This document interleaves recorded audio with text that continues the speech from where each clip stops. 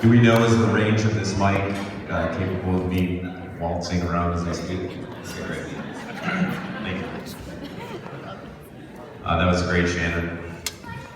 Hello, I'm Kevin Segerson. I'm the best man.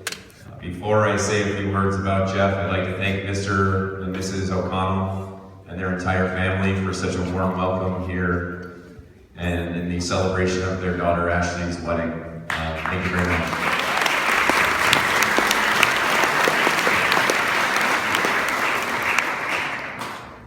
So fair warning, my wife tells me that I have an inability to tell a quick story without a lot of detail. But with that in mind, and fully knowing that you didn't come to Des Moines to hear me speak, but instead you came here to watch Jeff dance the shimmy, I'll begin. Jeffrey Dean Hackle and I met in 1998.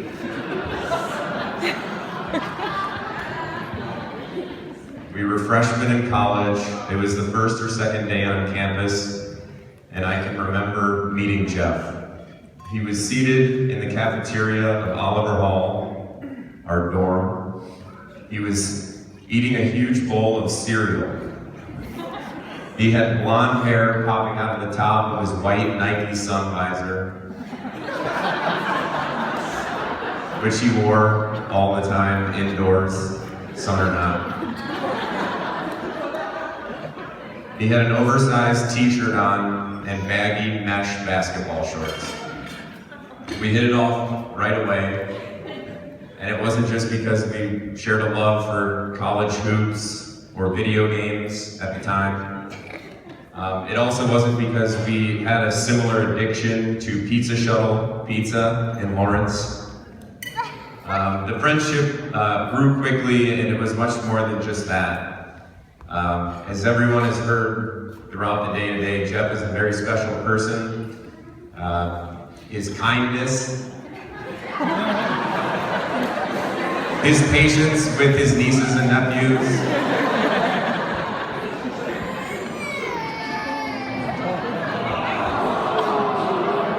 it's not a distraction. Alright, sorry. Back to Jeff. He's just an all-around great guy. He's someone who is completely selfless.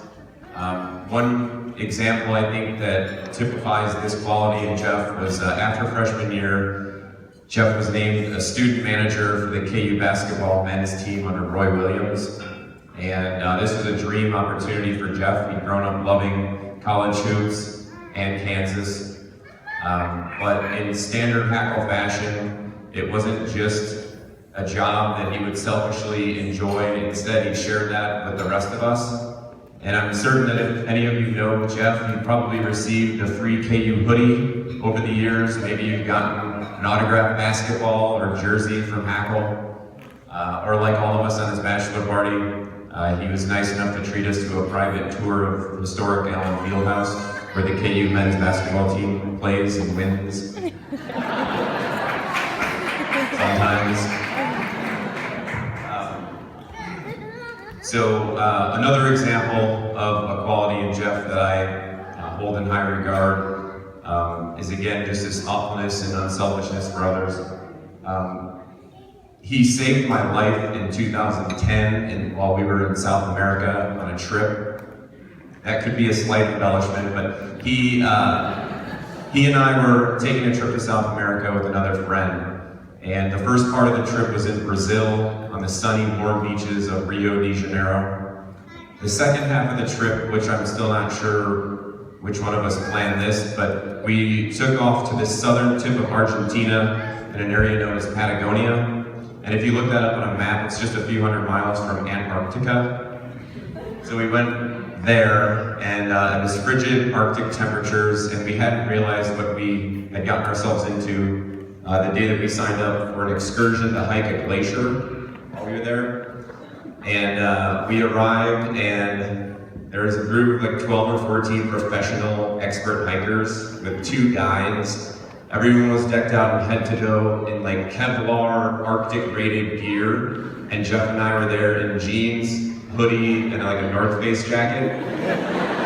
We were totally ill-prepared and out of our league. We did have backpacks, but we didn't have anything in the backpacks. We had no, and this is legitimate, we had no water or Gatorade or food or provisions to speak of. So it was about a 3.5-hour hike through the glacier. And if you've ever hiked a glacier in South America before, the conditions are pretty tough. You have to walk in a line like ants marching because there are sinkholes everywhere. If you were to slip and fall, the ice is as sharp as broken glass. You could easily cut yourself. So for about 3.5 hours, we just hiked, and we were dying of thirst. We were completely drained. But then we were stopping for lunch, and we were saved. It was like a miracle. Except just as we were unable to plan for this trip appropriately, we didn't brush up on our Spanish. And so when we thought we were stopping for lunch, it turned out that we were just stopping everyone else in the group. All these expert hikers were actually preparing their own lunch. So everybody pulled out of their bag, like, sandwiches or whatever they eat in South America that would be like a sandwich, Gatorades and water. And Jeff, myself, and the third buddy, completely broken down, just stared at each other blankly. And that's when Hackle pulled out a power bar from his North Face backpack. You remember this? This is a real story. And then, in a standard Hackle move, completely selfless and not even thinking twice, he opened the power bar, split it into thirds, and doled it out to me and the third buddy. That's just the type of guy he is. So, over the year, okay, so that was 2010, so we'll fast forward, 2013. It's the wedding that we heard of earlier when Ed spoke. Jeff meets Ashley through an introduction, and they've been dating for 2 weeks. He calls to tell me this, and then it turns out that Ashley's sister and brother-in-law live in Chicago, which is where I live. And Jeff says, so we're on our date. Ashley says she's coming to Chicago this weekend. So I just went ahead and told her I was coming to Chicago this weekend also. So I think we should probably get some really sweet Bears tickets, and I'll introduce you to her, and vice versa. It'll be great. I don't know, Ashley, if you knew that Hackle hadn't already had plans to travel to Chicago. But for the first time, after single Jeff, Hack was thinking ahead, he was planning, he was really trying to make the best first impression for us to Ashley and Ashley to us, which was really sweet. So 2 weeks after their first date, they take a 5.5-hour road trip from Iowa to Chicago. We meet her for the Bears game. It was a beautiful, beautiful afternoon. We fell in love with Ashley right away. She was super sweet. Even though they had just started dating, she was extremely welcoming and talkative, and we could just tell that Jeff was over the moon. I'm almost done.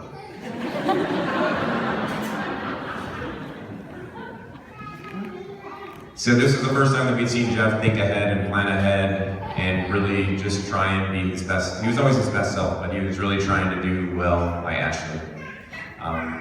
For the months to follow, there'd be other firsts. Jeff would change his dietary habits. Normally a guy that would just love cereal in the morning, a plain ham sandwich on a hamburger bun for lunch, maybe if he was crazy, Chipotle with hot sauce for dinner. Hack would text me and say, I just tried Vietnamese food with Ashley and I love it. Normally Saturdays would be reserved for college football game day, but not once Ashley was in the picture. Jeff was shopping, running errands on Saturdays. One Saturday, he was meeting the O'Connell family, and I knew, this was it. But the defining moment when I knew, as Jeff's good friend, that he would be marrying Ashley and we'd all be in this room together, was when he informed me that he was planning their first vacation together. And it wasn't so much where they were going, but when they were going, which solidified in my head that I knew we would all be here. And he was taking her to wine country in California, and Jeff was never known to be much of a wine lover to begin with. But the date that he was choosing for their first trip together was over the first weekend of the NCAA men's basketball tournament. true. And Hack being Hack was like, that's fine. I'm gonna be with Ashley, we're gonna have a great time, and we're gonna enjoy our first vacation together. You can text me the scores. Okay, so Jeff, I have always admired you as a person. I've always felt that the foundations that you build your life on, your faith, your family, and your friendships are amazing. I think tonight it's fantastic to be able to be here with you, next to you, because you got another foundation of that being the foundation of marriage and your beautiful wife, Ashley. I love you very much. Ashley Hackle. Ashley Hackle. Hackle and I have been friends for 17 years. That's half of our lifetime. And in that 17 years, he's never once let me down. He's always worked harder and harder every day, every week, every month, every year to work at the friendship and just be there and be an all-around amazing person. And I'm so certain that there's no difference in how he'll approach marriage either. So I'll grab my glass, and if everyone could just raise whatever they have in front of them, I'd like to propose a toast to the happy couple, to the newlyweds, Mr. and Mrs. Jeff Hackle. I love you both very much. Everyone have a great day.